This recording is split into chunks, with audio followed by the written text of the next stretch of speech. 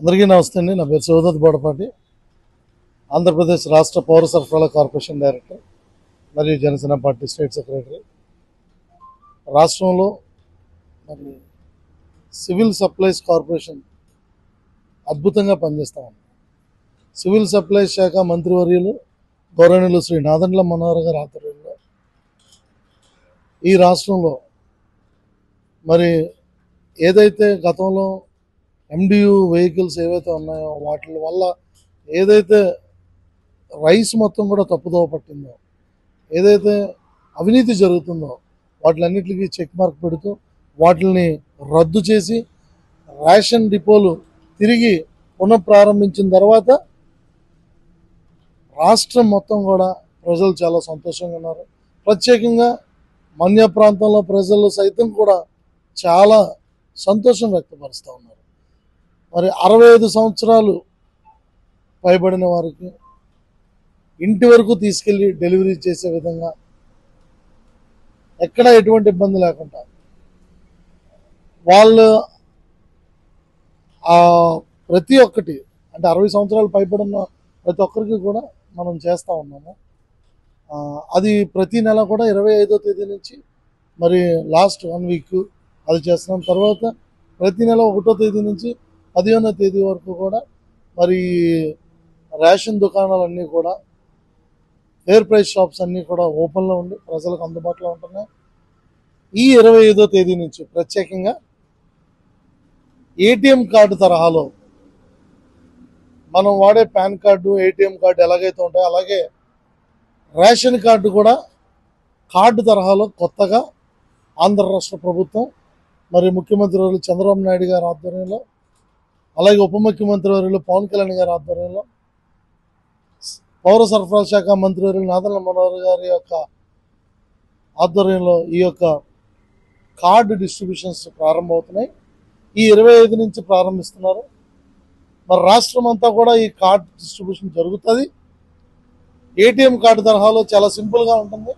దీని మీద ఎటువంటి రాజకీయ నాయకుల ఫోటోలు కూడా ఉండవు.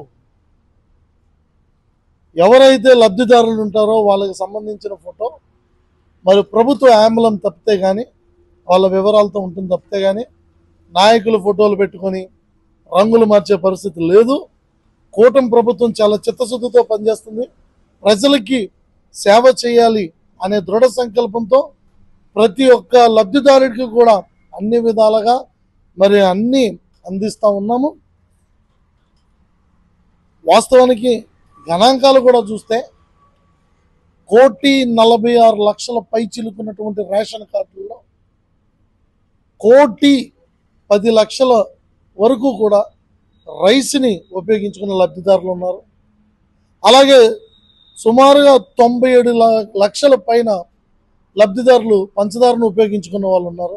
అలాగే మొన్న మంత్రివర్యులు కొన్ని చోట్ల రాష్ట్రంలో పలు చోట్ల పర్యటించి తెలుసుకున్నారు వాళ్ళకి ఏం కావాలి, మరి ఇంకేం కావాలనుకుంటున్నారని అనే విషయాలు తెలుసుకొని దానికి తగ్గట్టుగా ప్రణాళిక రచించి రానున్న రోజుల్లో ఏదైతే చౌక ధరల దుకాణాలు ఉన్నాయో వాటిల్లో మరి ప్రత్యేకించి మన్య ప్రాంతాల్లో మరికొన్ని సరుకులు పెంచి వాళ్ళందరికీ కూడా అందుబాటులో ఉండేలా, తక్కువ ధరలకే అందుబాటులో ఉండేలాగా ప్రణాళిక రచించడం జరుగుతుంది.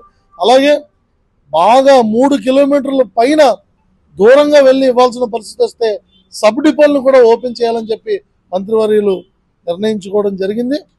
ఆ యొక్క నిర్ణయాన్ని కూడా ప్రకటించారు. ప్రజలకి ఎక్కడ అసౌకర్యం కలగకుండా అన్ని విధాల సౌకర్యాలు కలిగించే విధంగా మరి పౌర సరఫరాల శాఖ పనిచేస్తుంది. జగన్మోహన్ రెడ్డి హయాంలో గతంలో ఈ పౌర సరఫరాల శాఖ పూర్తిగా అప్పుల కూబిలో మునిగిపోయింది. దానిని తిరిగి ఆ అప్పులు తీర్చి రైతుల దగ్గర తిరిగి ధాన్యం కొనుగోలు చేసిన ఘనత కూటమి ప్రభుత్వాన్ని. అత్యధిక మరి మోతాదులో మరి ధాన్యం కొనుగోలు చేయడం జరిగింది మనం గత సంవత్సరం మొత్తం చూస్తే. అలాగే ఈసారి కూడా అదే విధంగా ప్రణాళిక రచిస్తున్నారు.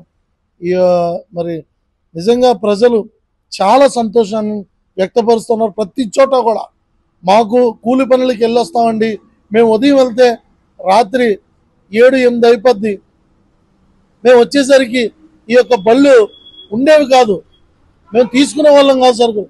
ఇప్పుడు ఈ చౌక ధరల దుకాణాలు మాకు అందుబాటులో ఉంటున్నాయి. మేము వచ్చిన తర్వాత 15 రోజుల పాటు, నెలలో 15 రోజుల పాటు అందుబాటులో ఉన్నాయి కనుక మేము ఎప్పుడు కుదిరితప్పుడు వెళ్ళి మాకు కావాల్సిన సరుకులు మేము తెచ్చుకోగలుగుతాం అని చెప్పి మరి సామాన్య ప్రజలందరూ కూడా తెలియపరుస్తారు. నిజంగా కూటమి ప్రభుత్వం చాలా మంచి ప్రభుత్వం. పౌర సరఫరాల శాఖ చాలా అద్భుతంగా పనిచేస్తుంది. మంత్రివర్యులు మరి గౌరవనీయులు శ్రీ నాదెళ్ల మనోహర్ గారికి, అలాగే ఉప ముఖ్యమంత్రి వర్యులు పవన్ కళ్యాణ్ గారికి, ముఖ్యమంత్రి వర్యులు చంద్రబాబు నాయుడు గారికి మా అందరి తరఫున హృదయపూర్వక ధన్యవాదాలు తెలియజేస్తున్నాం.